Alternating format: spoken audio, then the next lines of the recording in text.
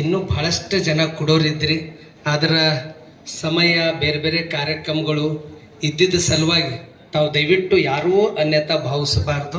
ನಿಮಗೆ ಅಲ್ಲಿ ಹಾಳಿಯನ್ನು ಕೊಟ್ಟಿದ್ದಾರೆ, ಅದರಲ್ಲಿ ಬರಿಬೇಕು ಅಂತಕ್ಕಂಥ ಮಾತನ್ನು ತಿಳಿಸಿ, ಮತ್ತೆ ಬೇರೆ ಸಂದರ್ಭದಾಗೂ ತಾವು ನನಗೆ ತಿಳಿಸಿದ್ರೆ ಅದನ್ನು ನಾನು ಸ್ವೀಕರಿಸಿ ಮುಂದಿನ ಇದರಲ್ಲಿ ನೀವು ಕೂಡಿ ಮಾಡೋಣ ಅಂತಕ್ಕಂಥ ಮಾತನ್ನು ತಿಳಿಸಿ, ಇದೀಗ ಸ್ವಾಗತ ಸಮಿತಿ ಗೌರವ ಅಧ್ಯಕ್ಷರನ್ನ ಇಲ್ಲಿ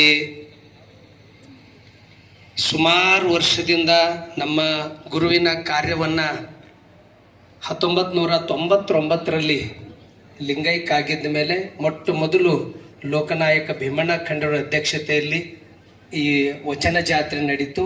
ಆನಂತರ ಪ್ರಕಾಶ್ ಖಂಡ್ರೆಯವರು ಶಾಸಕರಾಗಿದ್ದ ಮೇಲೆ ಅವರ ಅಧ್ಯಕ್ಷತೆಯಲ್ಲಿ ನಡೀತು.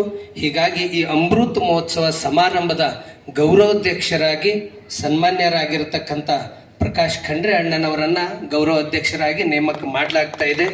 ಅದೇ ರೀತಿ ಈ ಭಾಗವನ್ನ ಎಲ್ಲ ರಂಗದಲ್ಲಿ ಸಮೃದ್ಧಿಗೆ ಇನ್ನೊಂದು ಹೆಸರಂದ್ರೆ ಅದು ಈಶ್ವರ ಖಂಡ್ರೆಯವರು. ಅಂತ ಈಶ್ವರ ಖಂಡ್ರೆಯವರ ತಂದೆಯವರಾಗಿರ್ತಕ್ಕಂಥ ಲೋಕನಾಯಕ ಭೀಮಣ್ಣ ಖಂಡ್ರೆಯವರು ಅಧ್ಯಕ್ಷತೆಯಲ್ಲೇ ಪರಮಪೂಜ್ಯ ಡಾಕ್ಟರ್ ಬಸವಲಿಂಗ ಪಟ್ಟದೇವರ ಪಟ್ಟಾಭಿಷೇಕವನ್ನ ಅವರ ಅಧ್ಯಕ್ಷತೆಯಲ್ಲಾಗಿತ್ತು. ಈಗ ಈ ಅಮೃತ ಮಹೋತ್ಸವದ ಸ್ವಾಗತ ಸಮಿತಿ ಅಧ್ಯಕ್ಷರಾಗಿ ಸನ್ಮಾನ್ಯರಾಗಿರ್ತಕ್ಕಂಥ ಈಶ್ವರ್ ಖಂಡ್ರೆ ಅಣ್ಣನವರನ್ನ ನೇಮಕ ಮಾಡಲಾಗ್ತಾ ಇದೆ. ಈಗ ಪೂಜ್ಯರಿಂದ ಅವರಿಗೆ ಆಶೀರ್ವಾದವನ್ನ ಅವರು ಸ್ವೀಕರಿಸಬೇಕು. ಮೊದಲಿಗೆ ಪ್ರಕಾಶ್ ಖಂಡ್ರೆ ಅಣ್ಣನವರು. ಶ್ರೀ ಗುರು ಬಸವಲಿಂಗಾಯ ನಮಃ. ಓಂ ಶ್ರೀ ಗುರು ಬಸವಲಿಂಗಾಯ ನಮಃ.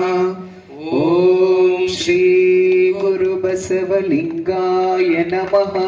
ಅಮೃತ ಮಹೋತ್ಸವದ ಸ್ವಾಗತ ಸಮಿತಿಯ ಗೌರವಾಧ್ಯಕ್ಷರಾಗಿ ಇದೀಗ ಪೂಜ್ಯರಿಂದ ಆಶೀರ್ವಾದ ಪಡೆದಂತ ಪ್ರಕಾಶ್ ಖಂಡ್ರೆ ಸರ್ ಅವರಿಗೆ ಒಂದ್ಸಾರಿ ನೀವೆಲ್ಲರ ಚಪ್ಪಾಳೆ ಮೂಲಕ ಅನಂತ ಅಭಿನಂದನೆಗಳು, ಶರಣಾರ್ಥಿಗಳು. ಇದೀಗ ಸ್ವಾಗತ ಸಮಿತಿ ಅಧ್ಯಕ್ಷರಾಗಿ ಈಶ್ವರ್ ಖಂಡ್ರೆ ಅಣ್ಣನವರಿಂದ ಅವರಿಗೆ ಪರಮ ಪೂಜ್ಯರು ಆಶೀರ್ವಾದವನ್ನ ಮಾಡ್ತಾ ಇದ್ದಾರೆ. ಎಲ್ಲರೂ ಜೋರಾಗಿ ಚಪ್ಪಾಳೆ ತಟ್ಟಿ ಅಭಿನಂದಿಸಬೇಕು. ಅಮೃತ ಮಹೋತ್ಸವದ ಸ್ವಾಗತ ಸಮಿತಿಯ ಅಧ್ಯಕ್ಷರಾದ ಮಾನ್ಯ ಸಚಿವರು ಈಶ್ವರ್ ಖಂಡ್ರೆ ಸಾಹೇಬರಿಗೆ ಒಂದ್ಸಾರಿ ನಿಮ್ಮೆಲ್ಲರ ಜೋರಾದ ಚಪ್ಪಾಳೆ ಮೂಲಕ ಅನಂತ ಅಭಿನಂದನೆಗಳು, ಶರಣಾರ್ಥಿ. ಈಗ ಸ್ವಾಗತ ಸಮಿತಿ ಗೌರವ ಅಧ್ಯಕ್ಷರಾಗಿರ್ತಕ್ಕಂಥ ಪ್ರಕಾಶ್ ಖಂಡ್ರೆ ಅಣ್ಣನವರ ಮಾತುಗಳನ್ನು ನೀವೆಲ್ಲ ಆಲಿಸೋಣ. ನಡೆದಾಡುವ ದೇವರೆನಿಸಿಕೊಂಡಂತ